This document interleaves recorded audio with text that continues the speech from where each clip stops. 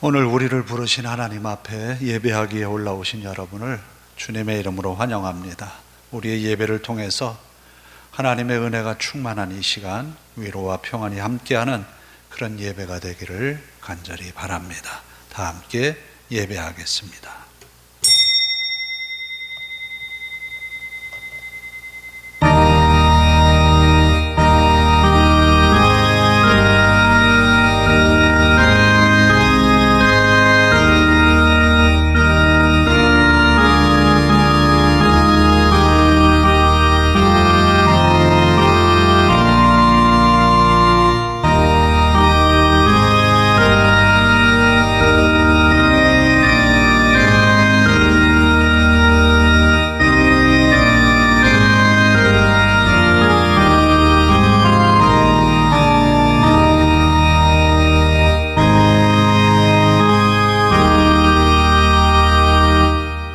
피곤한 자에게는 능력을 주시며 무능한 자에게는 힘을 더하시나니 소년이라도 피곤하며 곤비하며 장정이라도 넘어지며 쓰러지되 오직 여호와를 앙망하는 자는 새 힘을 얻으리니 독수리가 날개치며 올라감 같을 것이요 다른 박질하여도 곤비하지 아니하겠고 걸어가도 피곤하지 아니하리로다. 아멘.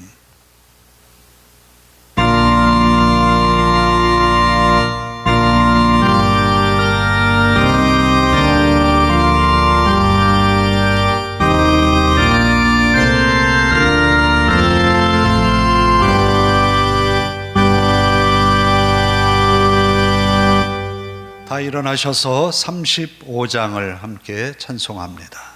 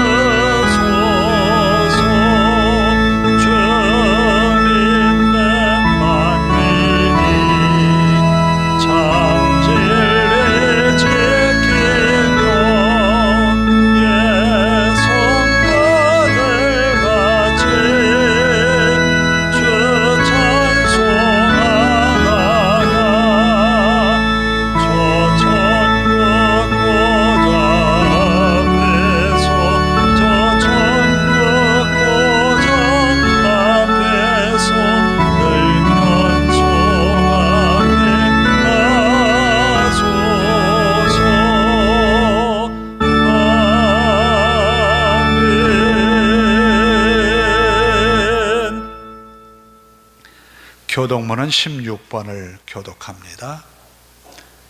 교동문 16번 시편 28편입니다.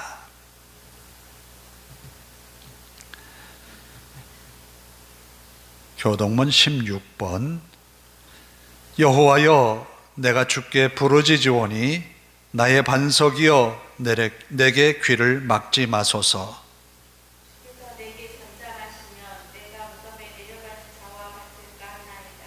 내가 주의 지성소를 향하여 나의 손을 들고 주께 부르짖을 때에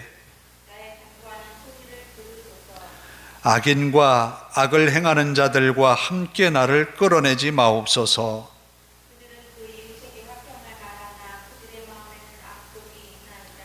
그들은 여호와께서 행하신 일과 손으로 지으신 것을 생각하지 아니하므로 여호와를 찬송하며 여호와는 나의 힘과 나의 방패이시니 여호와는 그들의 힘이시요 그의 기름 부음 받은 자의 구원의 요새이시로다. 아멘. 사도신경으로 우리의 신앙을 함께 고백합니다. 나는 전능하신 아버지 하나님, 천지의 창조주를 믿습니다.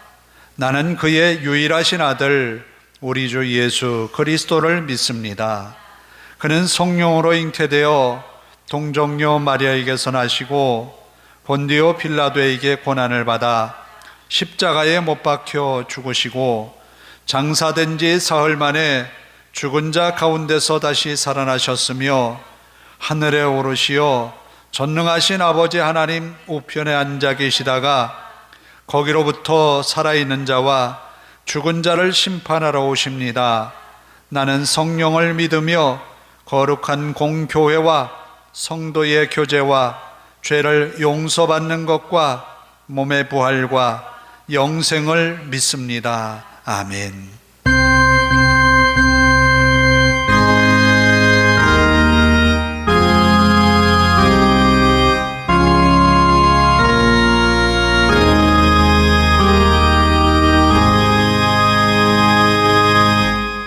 자리에 앉으셔서 279장을 찬송합니다.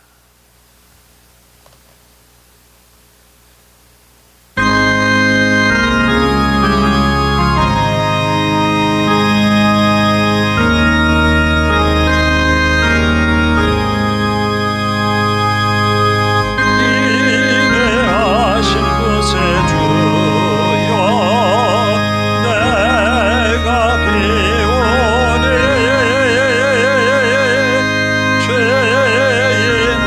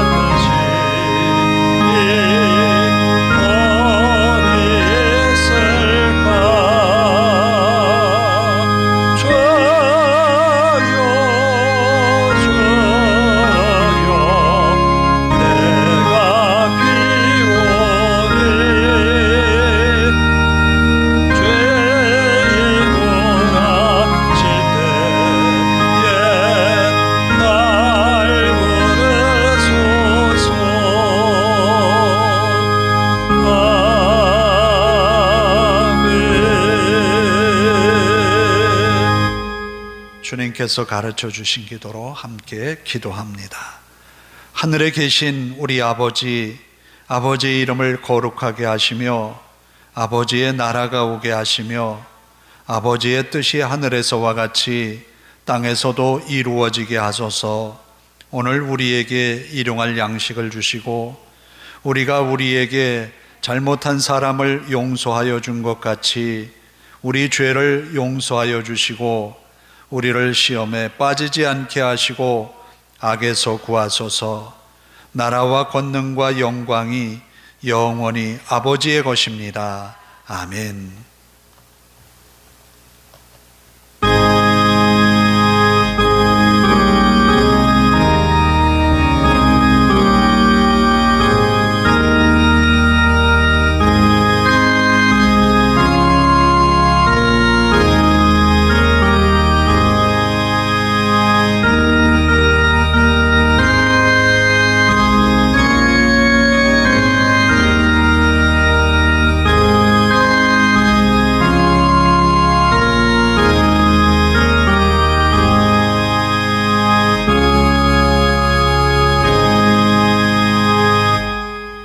오늘 우리에게 주시는 하나님의 말씀은 역대상 4장 1절에서 10절까지의 말씀을 봅니다.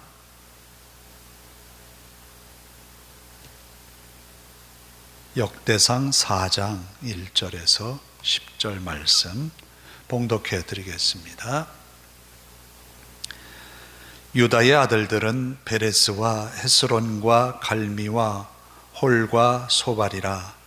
소발의 아들 르아야는 야핫을 낳고 야핫은 아후메와 라핫을 낳았으니 이는 소라 사람의 종족이며 에담 조상의 자손들은 이스루엘과 이스마와 입바스와 그들의 매제 하술렐 보니와 그돌의 아버지 분우엘과 후사의 아버지 에셀이니 이는 다 베들레헴 아버지 에브라다의 맏아들 홀의 소생이며 드고아의 아버지 아스올의 두 아내는 헬라와 나아라라.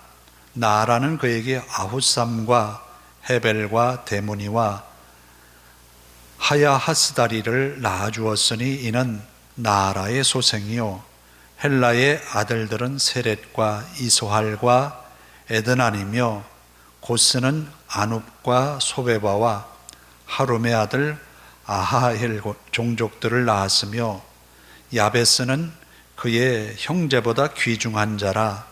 그의 어머니가 이름하여 이르되 야베스라 하였으니 이는 내가 수고로이 낳았다 함이었더라.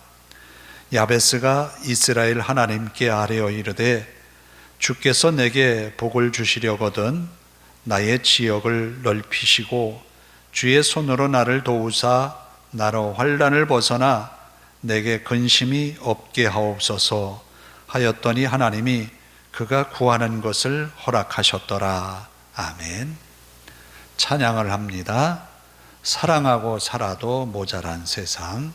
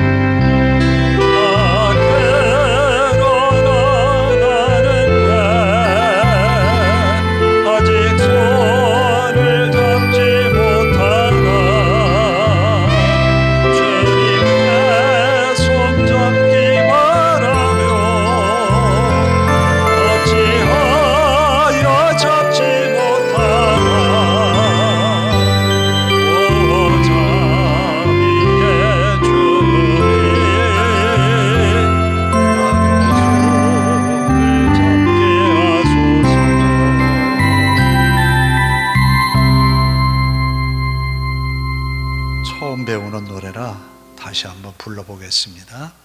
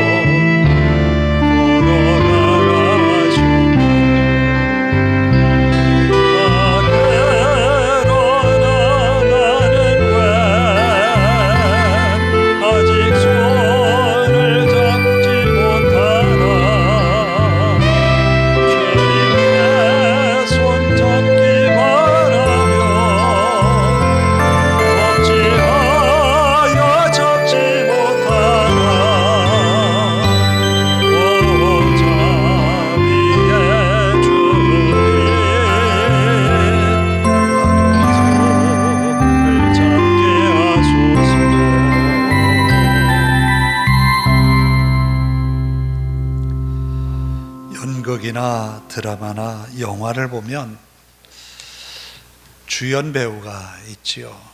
또 그 다음에 주연을 주변으로 함께 조연하는 조연 배우가 있고, 또 그 드라마나 영화가 연극이 끝나기 전에 한 번 정도 나올까 말까 지나가는 엑스트라 배우들이 있습니다. 여러분은 여러분의 인생을 살면서 나는 주연 배우라고 생각을 합니까? 아니면 누군가를 위한 조연 배우라고 생각을 합니까? 아니면 아무도 신경 쓰지 않는 엑스트라 배우같이 하찮은 존재라고 생각을 하십니까?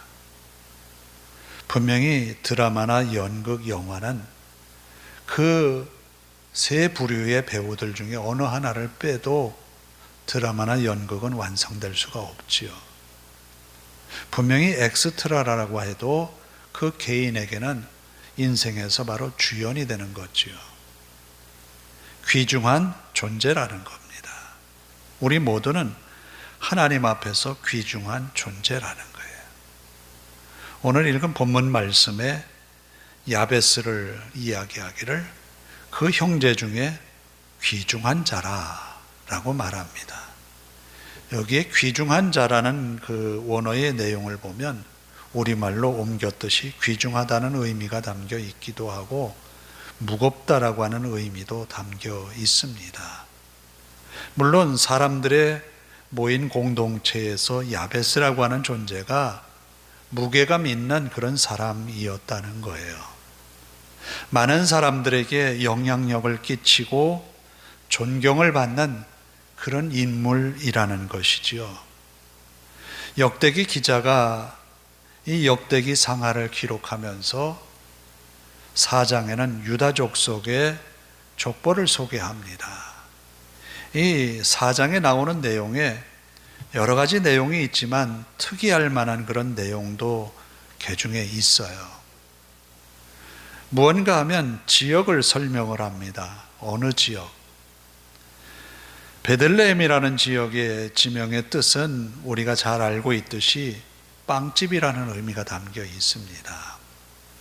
그냥 이름을 지은 것은 아닐 거예요. 어릴 적 시골의 동네 이름을 이렇게 짓습니다. 어디는 무슨 이름 하는데 제가 살던 동네를 그렇게 말해요. 배나무골. 지금은 배나무가 찾아볼 수가 없는데 그 동네 이름을 배나무골이라고 이름을 지었어요. 왜 그렇게 부르고 이름을 지었는가 하면 그 지역에 그 전에 옛날에 배나무가 많이 있다고 해서 배나무골이라 이름을 지었다는 거예요.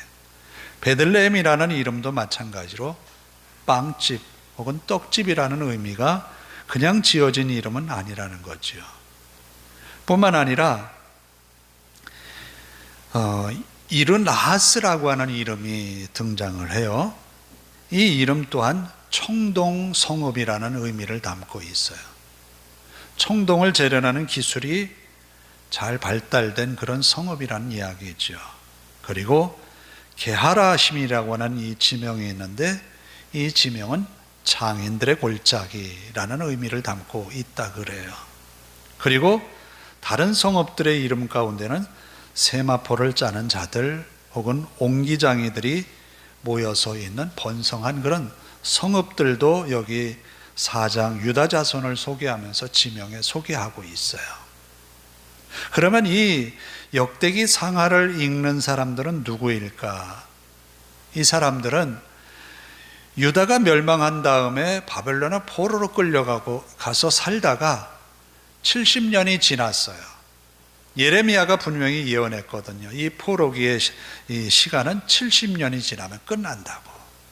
70년이 지나서 고레스 왕이 칙령을 선포해서 각각 민족들은 자기의 본토 나라로 돌아가라 라는 칙령이 선포되었어요. 이때에 스룹바벨과 예수아, 여호수아라고 하는 제사장과 지도자가 하나가 되어서 1차 귀환 포로 귀환자들을 데리고 예루살렘으로 돌아왔어요. 그리고 2차 귀환자는 에스라를 통해서 돌아왔지요. 그리고 3차 귀환자는 느헤미야라고 하는 총독의 인도를 받아서 함께 돌아왔어요. 1, 2, 3차의 귀환자들을 대상으로 이 역대기 상하를 기술했다는 거예요. 그래서 이 역대기 상하는 누가 지었을까라고 하는 학자들의 의문을 가지고 있지만 에스라가 유력하다고 하는 이야기도 합니다. 그러나 많은 학자들은 레위인 중에 한 사람이 아닐까라는 그런 의문을 제기합니다. 어찌됐든 이 역대 상하를 읽고 또 읽는 사람은 누구냐? 포로기에서 돌아온 힘겹게 살아가는 귀한 자들이라는 거예요. 그들에게 이 역대기 상하를 통해서 초반부에 여러 자손들 그리고 이스라엘의 지파의 후손들에 대한 족보를 상세하게 기술하고 있어요. 왜? 돌아온 이들에게 이와 같이 전에 이 땅에 살았던 우리의 조상들이 그렇게 중요할까? 제가 한 가지 좀 물어볼게요. 집안에 족보가 있지요. 가지고 계신가요? 저도 어릴 적에 족보를 보지 못했는데 어느 날 아버지가 고향에 다녀오시더니 족보책을 하나 가지고 오셨어요. 그래서 우리는 몇 대손, 누구의 몇 대손 이걸 찾아본 적이 있어요. 그게 그렇게 중요할까요? 족보를 왜 사람들은 소중하게 여길까요? 그 족보의 내용에 보면 누구의 몇 대손은 무엇을 지냈고 어떤 직책으로 살았다라고 하는 그런 이 세상에 이름을 냈던 그런 기록들을 남겨놓고 있죠. 그것을 왜 후손들이 다시 들춰보고 읽어야 합니까? 왜냐하면 너는 그만큼 소중한 조상들을 두고 있다. 지금 너는 소중한 존재라는 거예요. 이 역대기를 읽고 있는, 족보 이야기를 읽고 있는 모든 귀한 자들, 당신들은 참 귀한 사람이다라는 것을 이야기하려는 거예요. 그리고 여기에 참 족보를 이야기하면서 특이할 만한 내용 몇 가지가 있어요. 그 중에 하나가 우리가 뒷부분은 읽지를 않았지만 18절을 보면 메렛이라는 사람이 나와요. 18절을 한번 보겠습니다. 이는 메렛이 아내로 맞은 바로의 딸 비디아의 아들들이며 또 그의 아내 여후다야는 그돌의 조상 에렛과 소고의 조상 헤벨과 산화의 조상 여구디엘을 낳았으며, 여기 메렛의 아내가 둘인데 그 중에 하나가 바로의 딸이라는 거예요. 애굽 여인이라는 거예요. 특별히 애굽 여인이라고 밝힌 이유가 뭘까? 다윗의 족보를 이야기하다 보면 특별히 모압 여인 룻을 이야기를 해요. 이방 여인을 족보에 이름을 밝히는 거예요. 그 족속까지도. 왜 그랬을까? 지금 귀한 자들의 무리 가운데는 여러 사람들이 섞여 있는 거예요. 우리는 족보가 어떻게 됐는지 몰라요 라고 하는 사람도 있는 거예요. 그래서 자신이 레위인이라고 하지만 자신의 족보에 대해서 명확하게 근거를 대지 못한 사람들은 레위인의 업무를 주지 않았어요. 그래서 지금 귀한 자들 가운데에는 여러 사람들이 모여 있죠. 에스라서를 보면 어떤 사람은 이방 여인과 결혼해서 아이가 말을 하는데 히브리 말을 몰라요. 심각할 지경이죠. 정체성을 잃어버릴 그럴 위기에 처해 있는 거예요. 그런 사람들에게 애굽 여인이라고 하는 바로의 딸 비디아라고 하는 여인을 소개하고 있어요. 그리고 또 귀중한 한 사람이 등장을 하는데 그나스 족속의 갈렙을 이야기를 해요. 갈렙이라고 하는 사람은 유다 족속이라고 명기되어 있지만 엄밀히 따지면 그는 히브리인이 아니에요. 이방인이에요. 애굽에서 나올 때에 히브리인과 중다한 잡족이 함께 나왔다라고 기록을 하고 있거든요. 그 중에 중다한 잡족 중에 한 사람이라는 거예요. 그런데 왜 여기에 갈렙을 그나스 족속으로 그렇게 소개하면서까지 이야기를 할까? 바로 돌아온 포로민 중에는 여러 사람들이 섞여 있지만 이 말씀을 듣고 뭐라고 자신들의 정체성을 발견하라고 하는가 하면 그래도 여러분들은 소중한 존재라는 거예요. 어떠할 때 소중한 존재가 될 수 있을까? 그 소중한 존재가 되는 것은 바로 9절 10절에 나와 있는 야베스를 통해서 여러분은 그와 같은 믿음의 삶을 살면 모두가 다 소중한 존재가 될 수 있다는 거예요. 그것을 의식하지 않고 살다 보면 평범한 한 사람, 엑스트라와 같은 그저 드라마나 연극에 한 번 말 한마디 할까 말까 얼굴만 비칠 정도로 나오는 그런 배우밖에 될 수 없지만 야베스와 같이 산다면 그는 분명코 하나님 앞에 소중한 존재가 될 수 있다는 거예요. 성경에 창세기 35장 18절에 보면 라헬이라고 하는 야곱의 둘째 부인이 해산을 해요. 그런데 난산이에요. 라헬이 마지막 둘째 아들을 낳다가 이제 죽어가고 있어요. 아직 의식이 남아있을 때 라헬이 생각할 때 이 아이는 엄마 없이 커야 되잖아요. 그러니까 이 아이를 바라보면서 뭐라고 아이의 이름을 지었는가 하면 베노니라고 이름을 지었어요.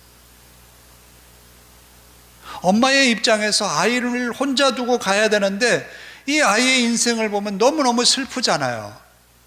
그래서 아이의 이름을 베논이라고 지었는데 그 이름의 뜻이 슬픔의 아들이에요. 그러면 모든 사람들이 이 아이를 보면서 뭐라고 생각해요? 이름을 부르면서 넌 슬픔의 아들이야. 넌 슬픔의 아들이야. 그렇게 불러보세요.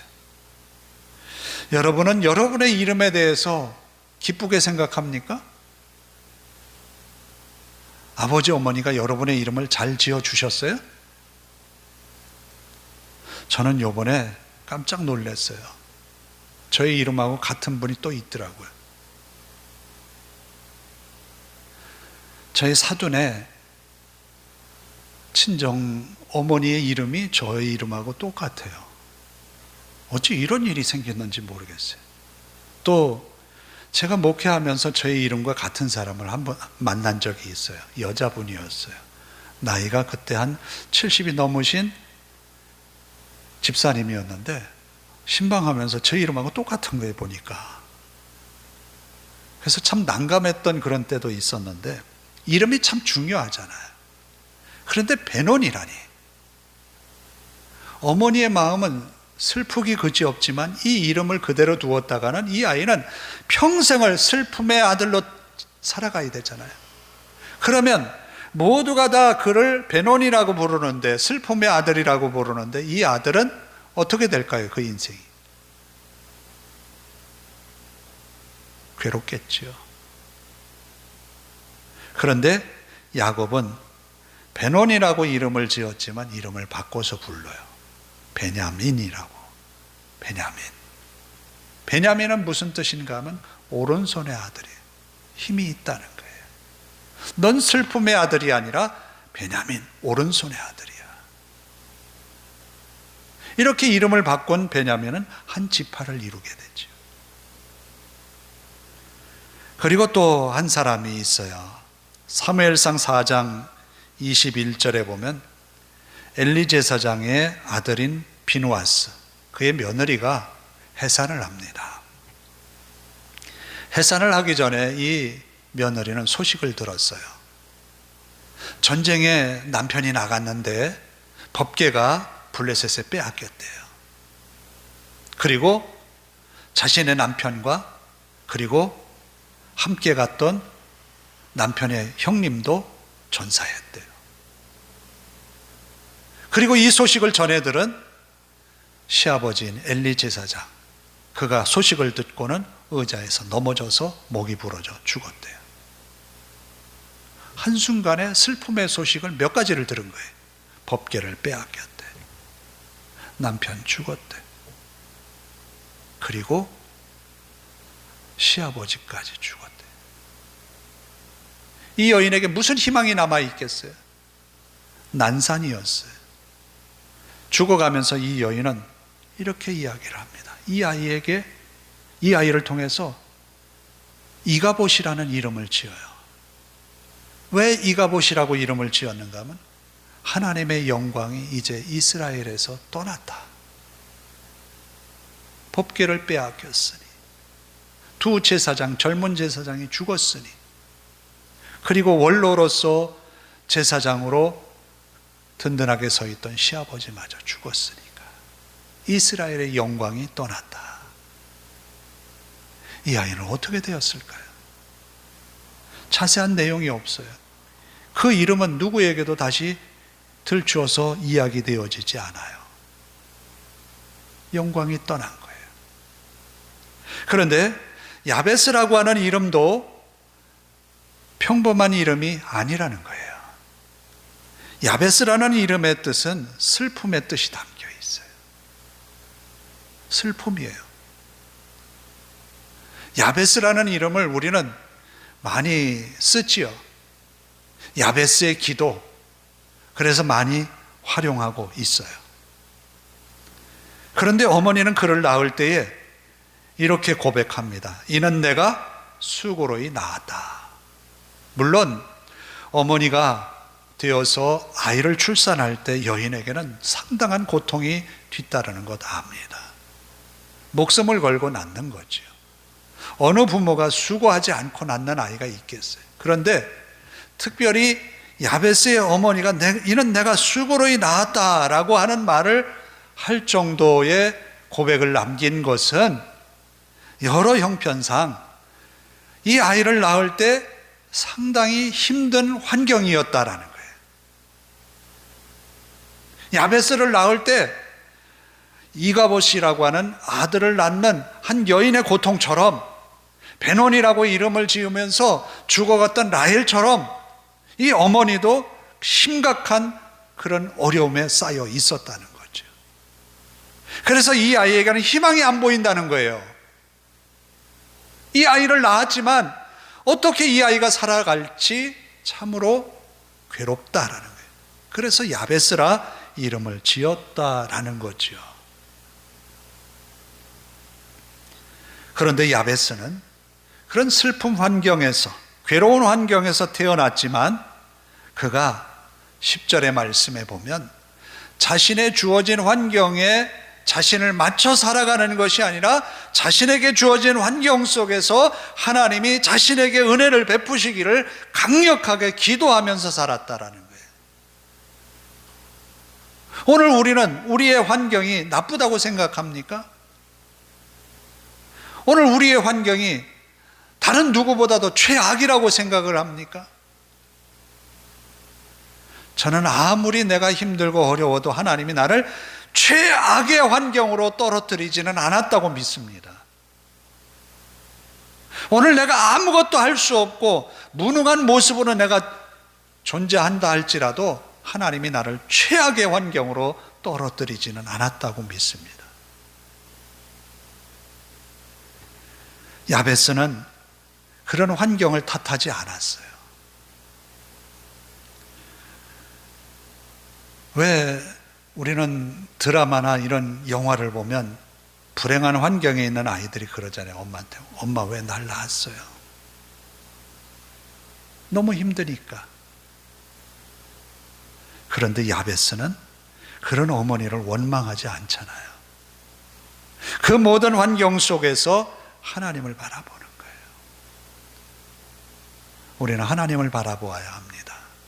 하나님 앞에 우리의 모든 것을 맡기고 우리의 근심을, 우리의 괴로움을 하나님 앞에 의탁하면서 끊임없이 외치고 부르짖는 거예요. 그러면 하나님이 우리를 소중한 존재로, 귀중한 자로 세워주신다는 거예요. 아까도 말씀드렸지만 갈렙이라고 하는 사람은 이방인이에요. 그리고 메렛의 아내 애굽 여인, 그는 인정받을 수가 없어요. 솔로몬도 심지어 자기가 이방 여인을 아내로 맞았지만 성전 가까이는 못 오게 했어요. 그만큼 이방인이라고 하는 것은 히브리인들 사회 속에서는 굉장히 부정적인 요소를 안고 있는 거예요. 그럼에도 불구하고 그들이 당당히 유다 지파의 족보에 이름을 올려놓는 것은 바로 하나님을 믿고 간다는 거예요. 하나님을 의지하고 간다는 거예요. 이것이 그들의 인생을 바꾸는 거죠. 우리는 운명의 숙명처럼 여기면서 살아간다고 하는 말을 간혹 들어요. 그런데 하나님은 우리에게 그런 운명의 굴레 속에 우리를 맡기지 않아요. 하나님의 말씀이 우리를 변화시킨다는 거예요. 자, 야베스가 어떤 기도를 했습니까? 이런 기도를 했습니다. 내게 복을 주시려거든 복을 달라고 구합니다. 자, 야베스가 하나님께 복을 맡겨놨습니까? 아니잖아요. 우리가 하나님께 우리가 받을 복을 맡겨놨습니까? 아니잖아요. 왜? 하나님은 나의 하나님이기 때문에, 나의 아버지 하나님이시기 때문에 구하는 거예요. 맡겨놓은 거 아니에요. 근데 저는 저희 아버지에게도 맡겨놓지는 않았지만 당당하게 달라고 하기가 참 부담스러울 때가 참 많았었어요. 그렇지만 우리가 믿는 아버지 하나님은 육신의 아버지와 달라요. 믿음으로 구하면 주시는 거예요. 믿음으로 구하면 주신다는 거예요. 그래서 우리가 하나님을 믿고 사랑하는 겁니다. 그가 구한 복은 나의 지역을 넓히시고, 이 당시에 농경사회이기 때문에 어찌 보면 부의 상징은 땅이겠지요. 그러면 가난하게 태어났고 어렵게 태어난 야베스에게 누가 땅을 그냥 주겠어요? 뭔가 변화가 일어나야 되잖아요. 그 변화를 하나님이 야베스에게 주셨다는 거예요. 지역이 넓어졌어요. 그의 지경이 넓혀진 겁니다. 그리고는 환난을 벗어나라고 하는 기도를 드렸다는 것은 그에게 닥친 환난이 무언가가 있었다는 이야기예요. 우리에게도 그런 환난이 있잖아요. 내 힘으로 벗어날 수 없는 거. 그런데 그것을 하나님께 구했다는 거예요. 그랬더니 하나님이 환난을 벗어나게 하셨고 또 근심이 없게 하옵소서. 이 근심하는 일들은 우리에게 잠을 못 자게 하죠. 밤새 잠을 못 이루게 해요. 건강에도 해롭습니다. 그러나 근심이 없게 하옵소서. 구하였더니 하나님이 그가 구하는 것을 허락하셨더라. 하나님을 믿고 갈 때, 하나님을 의지하고 갈 때, 하나님 앞에 떼쓰고 살아갈 때 하나님이 소중한 존재로 만들어 주신다는 거예요. 그래서 야베스는 귀중한 자라, 형제보다. 우리는 누군가의 조연 배우처럼 옆에 주연을 세우기 위한 그런 인생을 사는 것이 아니라 하나님이 우리를 주연 배우로 삼으신다는 거예요. 하나님 앞에 믿음으로 세워진 야베스처럼, 또 이방인이지만 하나님을 의지하고 믿음으로 싸웠던 갈렙처럼, 이방 여인이지만 믿음으로 한 가정의 어머니로 신앙의 삶을 살았기에 그의 후손들이 하나님 앞에 그 이름을 기록에 남길 수 있었던 여인처럼 우리도 믿음으로 하나님 앞에 살아가는 거예요. 하나님을 의지하며 살아가는 거예요. 그러면 분명히 하나님은 우리를 통하여서 이 땅에 가장 귀중한 사람으로 세워주실 줄을 믿습니다. 기도하겠습니다. 하나님 감사합니다. 유다족 속에 여러 사람들이 소개되어집니다. 이 모든 사람들은 이 말씀을 읽는 모든 귀한 자들에게 과거의 사람이었습니다. 그러나 이 족보의 이야기를 듣는 현재 귀한 자들은 하나님의 말씀을 듣고 나도 그 믿음으로 살아야 되겠다 다짐합니다. 그리하여 에스라가 율법을 선포할 때에 모든 이들이 아멘, 아멘 화답합니다. 말씀대로 세워지겠습니다 라고 고백합니다. 오늘 우리도 이 말씀을 읽고 또 읽었습니다. 우리 또한 하나님의 말씀에 붙들려 살기를 원합니다. 과거의 야베스와 같은 믿음의 역사가 있었지만 오늘 우리들이 그 야베스의 역할을 감당하는 주님의 사람들이 되게 하옵소서.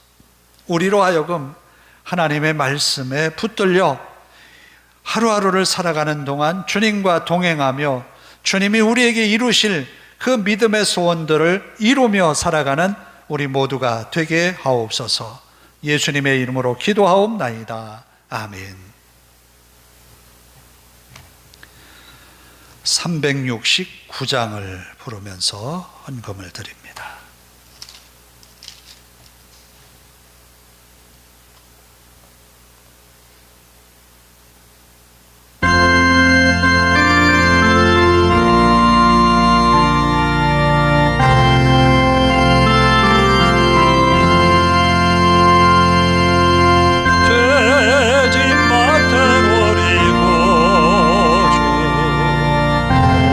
지종은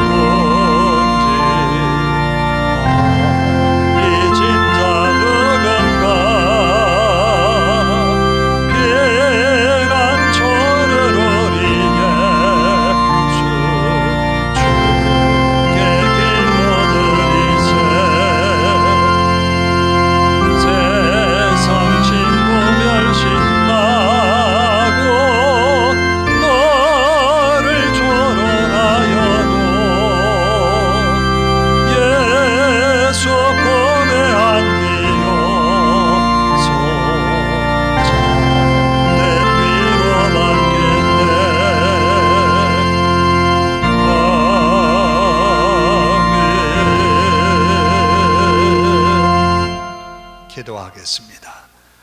하나님 감사합니다. 이 주일에 주님께 나와 정성을 다한 예배로 하나님께 영광을 돌립니다. 우리의 찬송이 하나님 보좌에 울려 퍼지게 하시고 우리의 고백이 하나님 앞에 합당한 고백되게 하옵소서. 또 우리의 결심이 한 주간 동안 살아가는 동안 하나님의 말씀으로 열매 맺게 하옵소서. 그리함으로 세상의 빛과 소금의 역할을 감당하며 그리스도의 향기를 바라는 우리들 되게 하옵소서.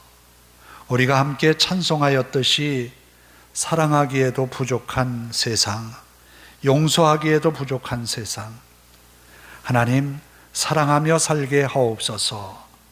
용서하며 살게 하옵소서. 또 주님 손을 꼭 붙들고 살아가는 저희들이 되게 하옵소서.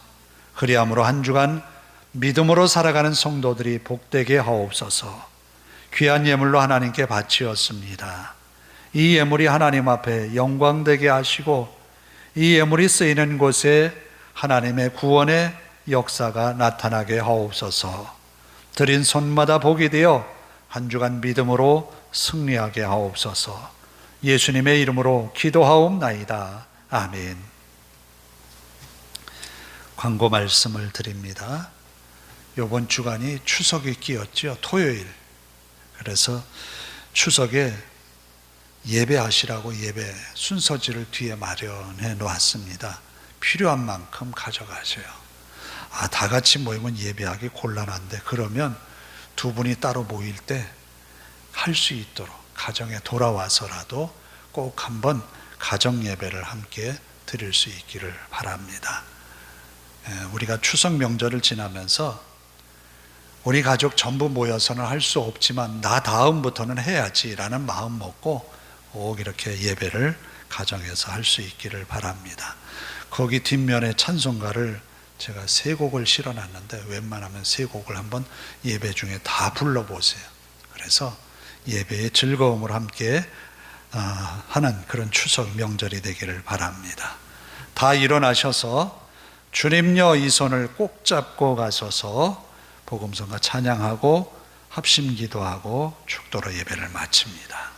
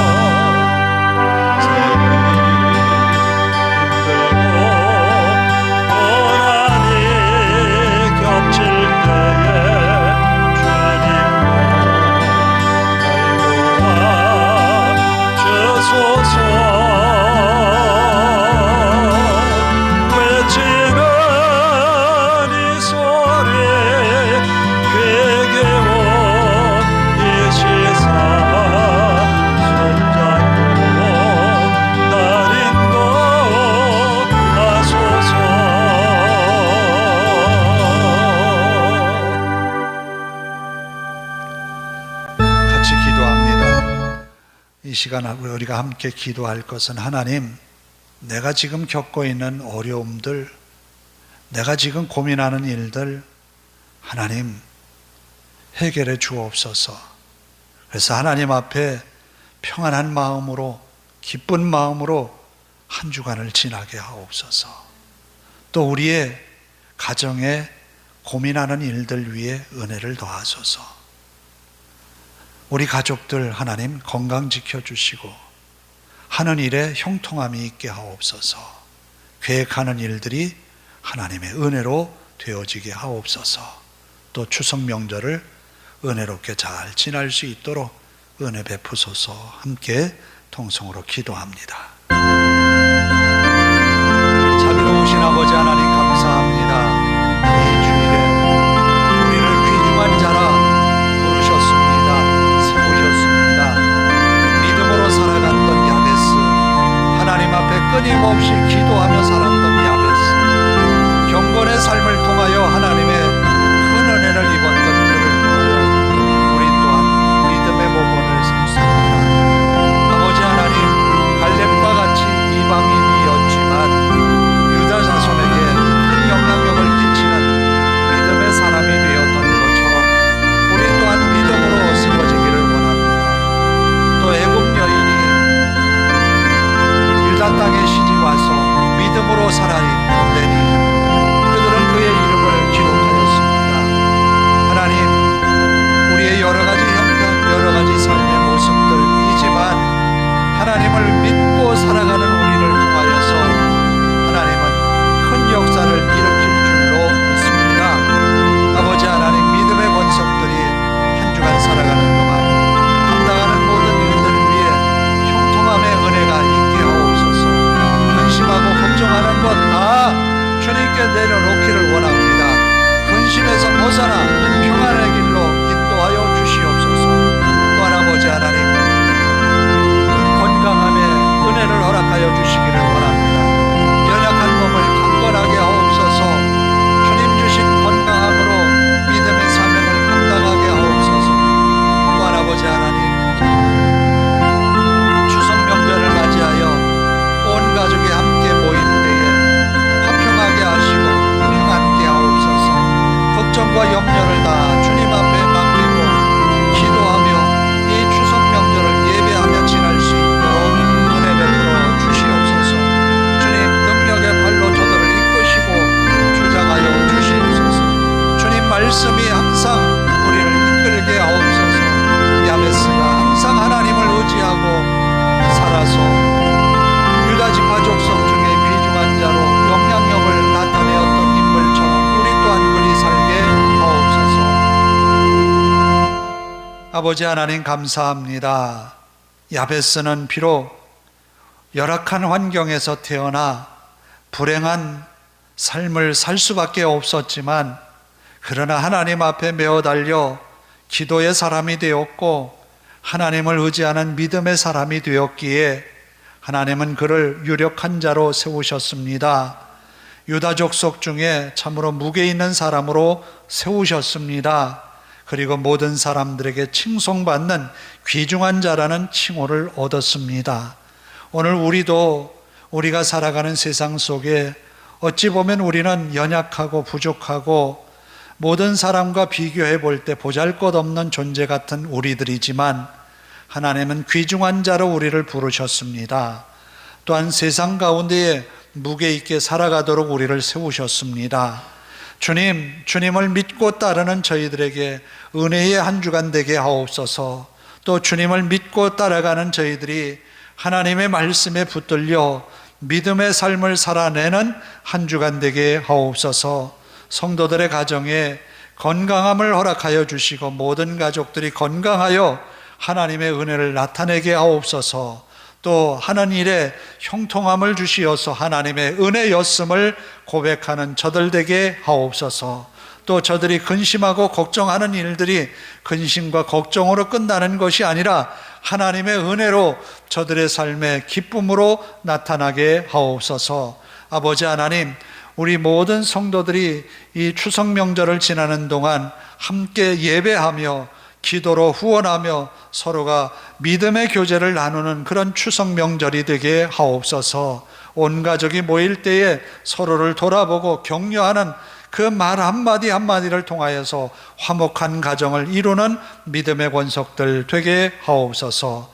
우리 하나님 앞에 모든 것 맡겨오며 예수님의 이름으로 기도하오며 이제는 우리 주 예수 그리스도의 은혜와 하나님 아버지의 극진하신 사랑하심과 성령님의 감화감동 교통하심이 이제로부터 영원토록 함께 하시기를 간절히 축원하옵나이다. 아멘.